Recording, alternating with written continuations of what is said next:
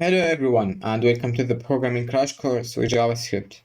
At this course, I will tell you about the programming and how you can start programming with the basics. Just expecting you to know the basics of mathematics. Besides that, you will be able to use this program on your website or on your phone or tablet or anything from the link below in the description. For starting, I will talk about the printing on screen. Printing on screen in JavaScript, you will use the console log method. By using this method, you will be able to print on the screen by pressing Ctrl Enter or by clicking on this right symbol and pressing on the right run code. By doing that, you will see how you can print on screen and you see the results of your program on the screen. We can delete the plus symbol here and we can see that the program have just written the number that we have written here. Besides that, we are going to see the variables. In the variables, it's like the mathematical variables. Instead of writing the numbers in the program and getting confused later about from where this number came and what we are going to do with it and stuff like that, we will just give them names and we will access them by these names to make it able to read it easier and use it in our program easier. For example, we are seeing here let x equal 2 and y equal 1. By this way, we are just declaring that x equal 2 and y equal 1 is something like mathematics. And when we run the code, you can see the results of it. It's x plus y. Besides that, we can write any other mathematics symbols like the division symbol here. We are seeing h divided by 5, h divided by z, which is 5, and we see the result as 4 here. Beside the printing and variables, we have something called controllers.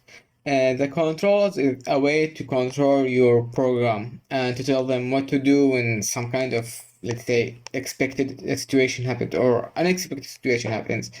So by controlling that, you can set to the program to go and give you some results based on your decision. For example, here we have the variables declared again, and we have the if situation here.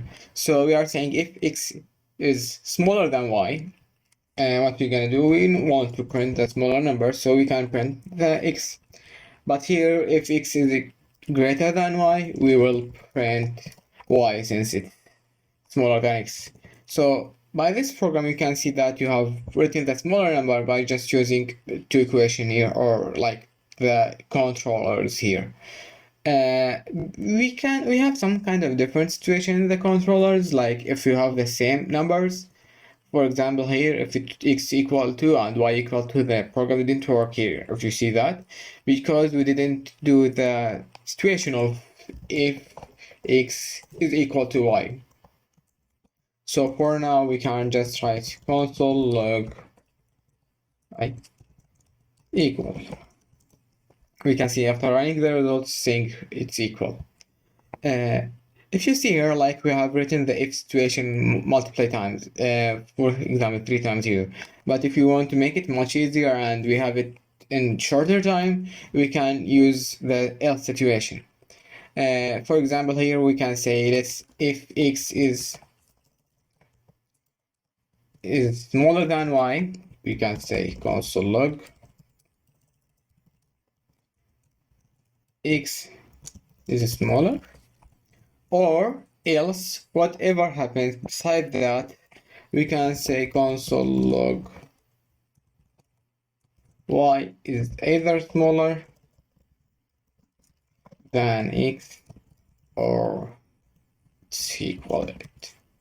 So if you see here, when we run the program, we just wrote one condition here, which is x is smaller than y. Let's say x equal 10, y equal 11. So here you can see x is smaller, but if we say like y equal 9, we can see that it's running the other situation. Whatever happens beside the x is smaller.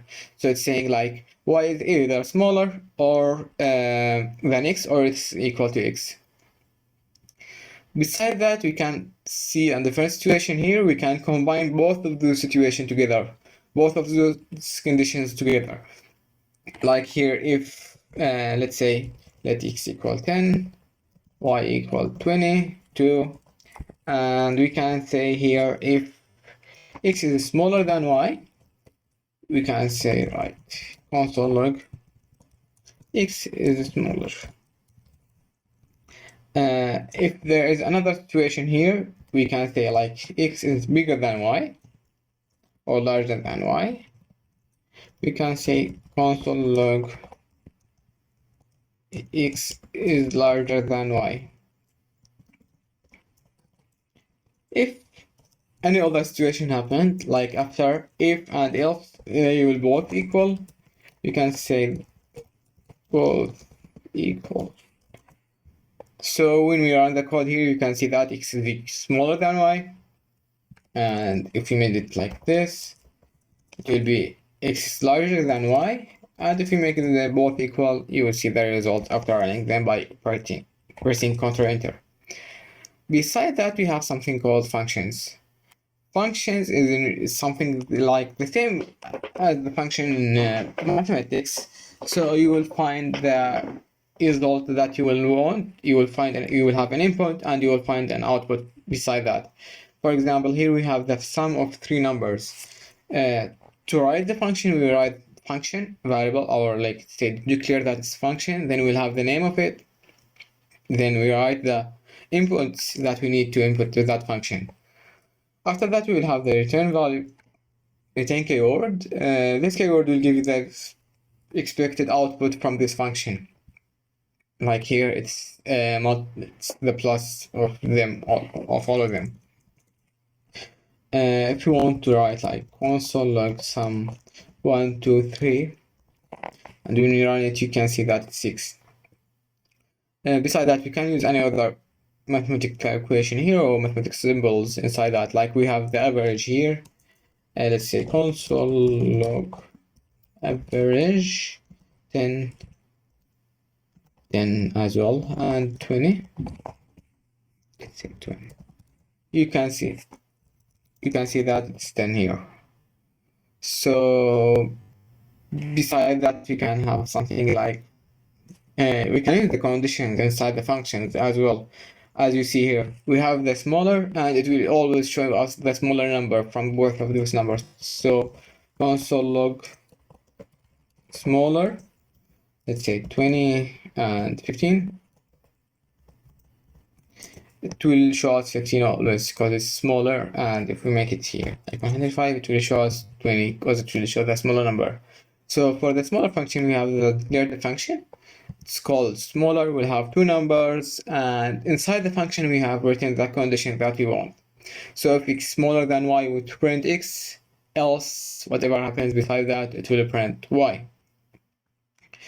Beside that, we can use this kind of questions in solving our mathematical equations or something like that, so to make it easier for us to, let's say, solve the mathematics. Here we can say like x power 2 plus 4x plus 4 equals 0. It's the second degree factor. To solve this kind of equation, you have the general approach here. You can access it and you can read it. Beside that, in summary, it's just that you will find the delta of the function that you have or the factors that you have, and based on delta, you will decide if it have like two answers or two roots or just one, or it will have neither of that. So for here we have delta, the function delta. We can like see the result of it by writing delta. A is 1, B is 4, and 4. So we can see that delta is 0 here, so that we have just one root for this example. For this root, we solve it by writing b or minus b or divided by 2 multiplied by a. So if we wanted something like that, we can write just console log, and it will be quadratic 0. It will not be with minus, so it will be 1, 4, 4. As you see here, the result is 2. So to make this equation right, you need to just have it was multiplied by 2. Or minus 2, actually. So, beside that, we have the data types in programming. We already have seen the mathematics and how we can use it and how we can use the numbers, but we didn't see the, let's say, strings or characters or sentence. For using the sentence, we will use the quote symbol, like what we see here. When you use the quote symbol, you will declare that this thing is just part of characters and it's a sentence or it's a word. By using that, we can see that X, when you print it, it will be like X, and like as you see, it's just a sentence. We can just make it better by doing this, and it will be here as you see the sentence. If we add the plus symbol in the sentence, it means that to be contracted together, so it will be just one sentence instead of two. If we see here, like we had the plus one as well, here the one has been converted to character or sentence and been added to the sentence that we have before. Beside that, we have something called loops. Loops is something to loop inside your variables and see the result that you need to have from them. For example, here we have the result equals 0, and we want to have the sum of numbers from 5 till 20. 20 is not inside that sum. So we have written a for loop. In the for loop, we just like declare the start of the function or the initializer, and then you will have a condition till what condition this function or this loop will work. After that, you will say after each iteration, what will happen in that loop. So as you see here, after each iteration, we will have the initializer, which is 5, and we will add it by 1. Then we will just declare the initializer again. So it will be 5. After that, we'll add 1, and then declare it again, and then it will be 6, 7, 8, 9, till 20, till 19. If you want to see the result here, when we run it, you can see that it will be 180. Beside that, we have something called the while loop. The while loop have been declared here before. The difference between while loop and for loop is that the while loop doesn't have declaration and doesn't have iteration. So you need to write them by yourself. As you see here, we have declared the x before the while loop, and we have put the condition inside the while loop itself, and we said what will do after that situation, what will happen. So after each iteration, it will just add 5 to the number that we have. And then we'll print the x. As you see here, it's 5, 10, 15, because 20 is not inside that. If we want to put it inside, we just say equal, so we'll see that 20 have been here. After pressing Ctrl Enter. We can have another loop here. As you see, it's just a simple one for let initializer equal 0, initializer smaller than 10, and we add 1 plus 1 each time. This symbol is the same as this one, e equal e plus 1. So when we initialize that, when we run the code, we see that the number is from 0 till 9. Besides that, we have some kind of matrices inside the programming. Then those matrices used to like multiply numbers or save numbers or something like that. It's well used in, let's say, in images, since each image is declared by pixels, and we have matrix for these pixels, and each pixel has 3 colors, so it's the red, green, and blue. So for those colors, we use the matrices. As you see here, we can say like X is a matrix from A to F, have the, and we want the first element, or the element of number 1. When we start it, you can see that it will print B instead of A, because the matrix usually starts from 0 here in programming, because the number we are working with the 10 number system, and that system starts from 0 till 9, not from 1 till 10, because 0 is counted as a number. Besides that, inside the matrix we can have some kind of cool stuff, and we can go and have the length of matrix, or we can, let's say, x nocta for each element, say console log e, and we have access to this kind of function inside the matrix. Like for each, it will access to each element, and we will do something we want with that element. So as you see here, it's just printed the element itself. And besides that, we have something called algorithm. The algorithm in programming is something like declare to you how to start or how to solve a problem. For example, a smaller problem that we have here is how to buy chocolate. We all love chocolate, right? So for the chocolate here, we can just declare that we will go to market and we will search the chocolate. After finding the chocolate that we want, we will just get the chocolate that we need here. For that, we have used this program. Decided declared the requirement as chocolate and made the developer things here as the equation or as the array of elements that you have here. It's from rice, meat, onion, falafel, carrot, potato, tomato, and chocolate.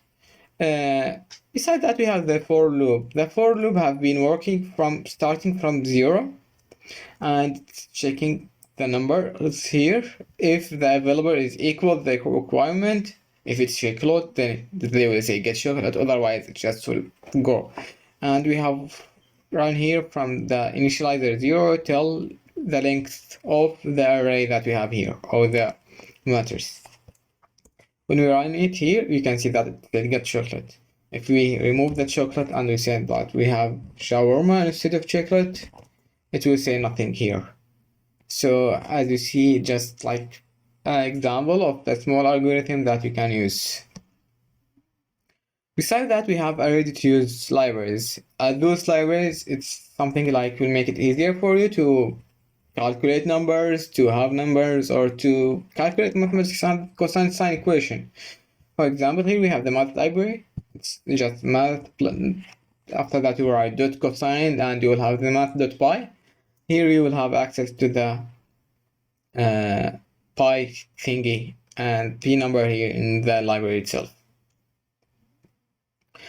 I have written a small example or exercise if you want. I will give you a few minutes to try to solve it. You can just access the display hints here, or you can try yourself to solve that program. I will just give you a few minutes to solve it. You can pause the video now. I will start the program and solving it right now. So the program for us is asking us to write a loop that calls console log 7 times to draw the following triangle. So we have this triangle and we draw it on our console. So just saying we will have console log and we want to print something like this. And it's asking us to call a loop for the loops we can just have for let initialize equals 0 smaller than what we said 7 times, and we'll just add 1 for each time.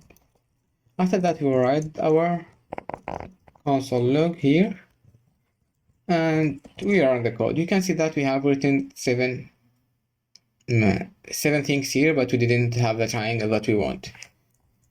If we want the triangle, we can say like let the hash equal the hash symbol, and we can print it here, the same result. Then we can just update the hash by writing equal hash plus the hash each time. So when we run it, you can see that it have written the triangle that we need here. And we have some kind of resources at the end of the video in the MDN, or you can find the resource of this article, this like page in the description, and you can access it and follow it anytime you need. Hope you have enjoyed the video and hope to see you again in other videos in the future.